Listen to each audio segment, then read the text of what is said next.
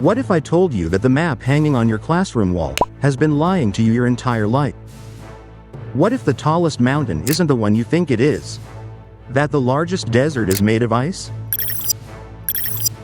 Today, we're peeling back the distorted, simplified, and sometimes downright wrong layers of our world.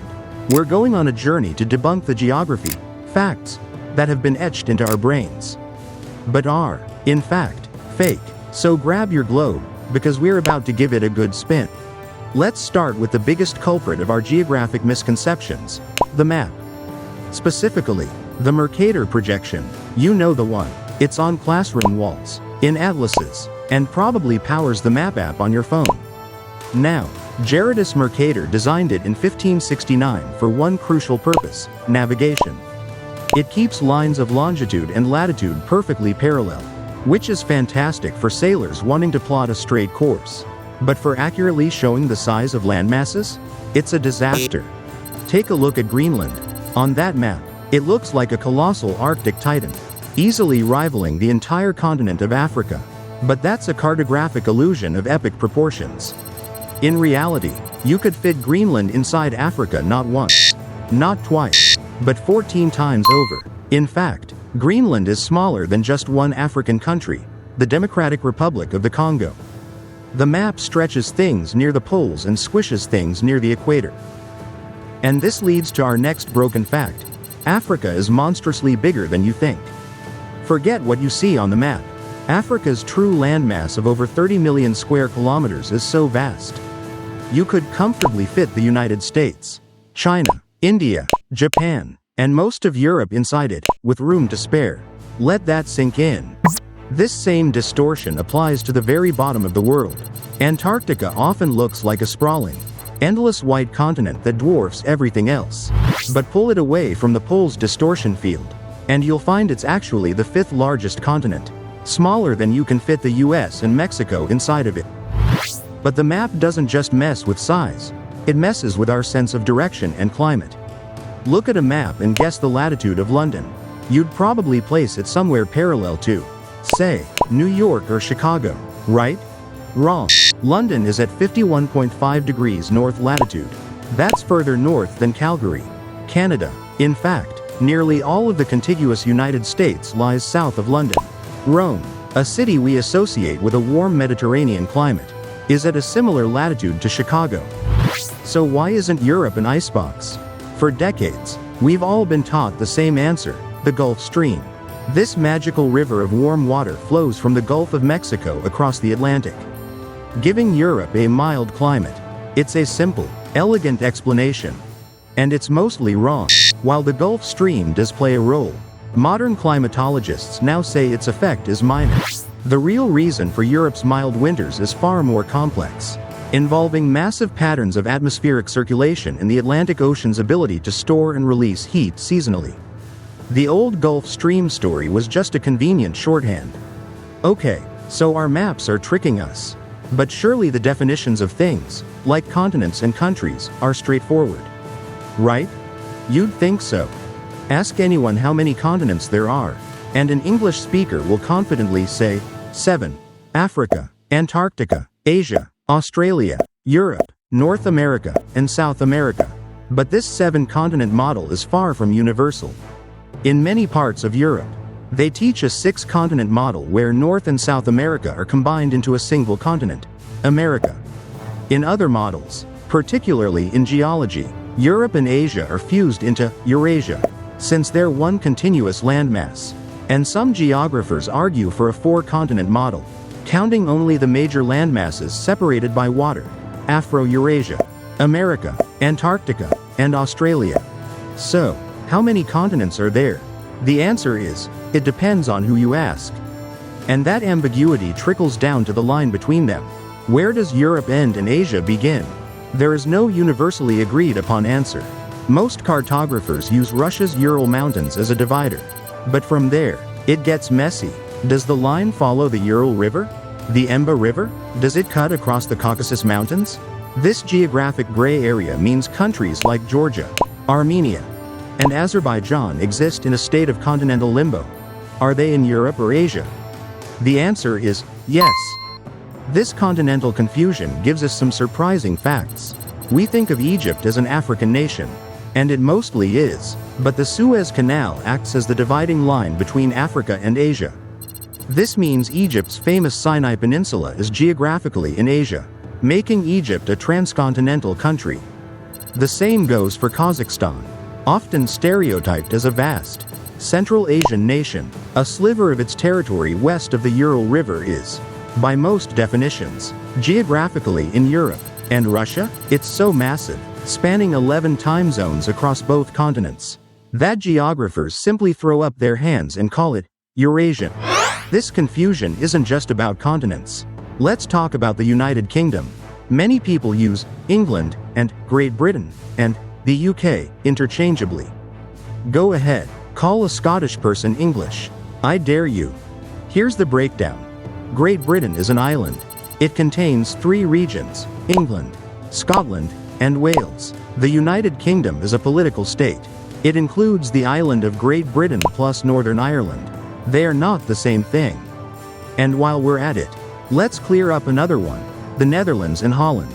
Calling the entire country Holland is like calling the entire United States Texas.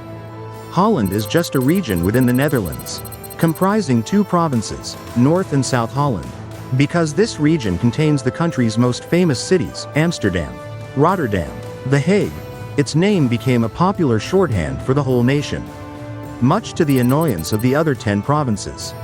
Alright, let's play a game of geographic trivia.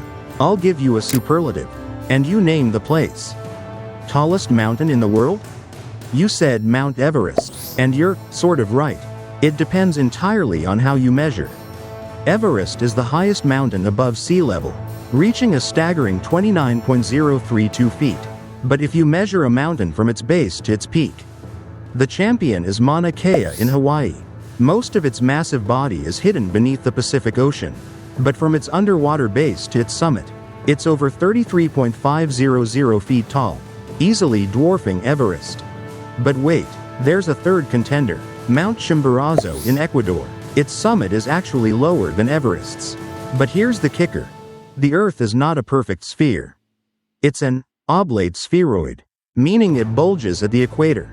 Because Chimborazo sits right on this equatorial bulge, its peak is the furthest point from the Earth's center, and therefore, the closest point on Earth to outer space. Next up, largest desert in the world? The Sahara, of course. Visions of endless sand dunes, scorching sun. Note, the largest desert in the world is the Antarctic Polar Desert, and the second largest is the Arctic Polar Desert. A desert isn't defined by heat or sand, it's defined by a lack of precipitation. It's an arid region, and believe it or not, the poles are the driest places on Earth. Antarctica gets so little precipitation it makes the Sahara look like a rainforest by comparison. Speaking of dryness, the Sahara isn't even the driest hot desert.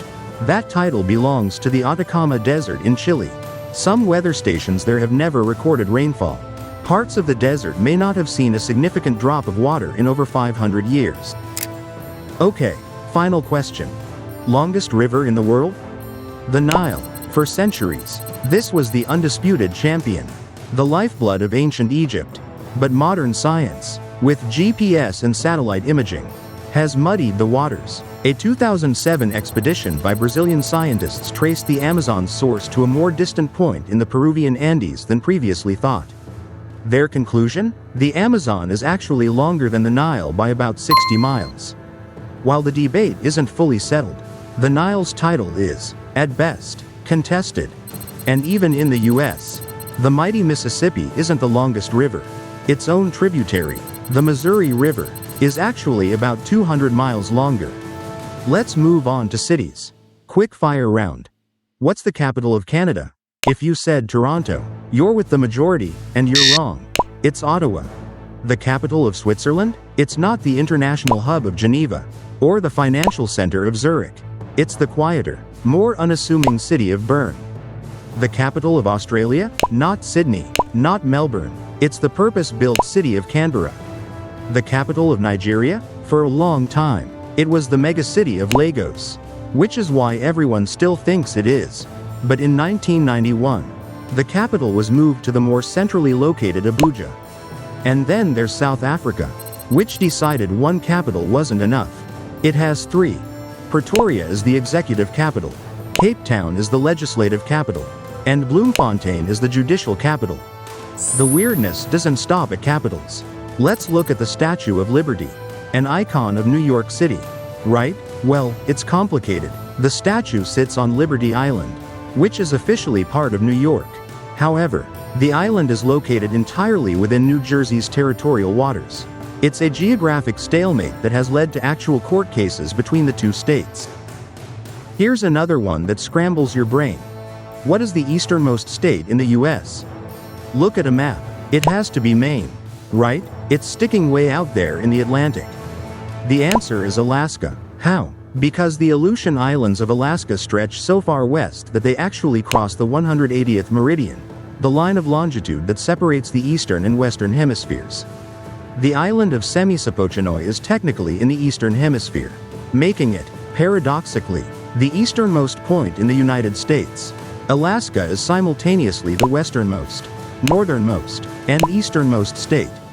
From the maps that shape our worldview to the stories we tell about our history, our understanding of geography is constantly evolving.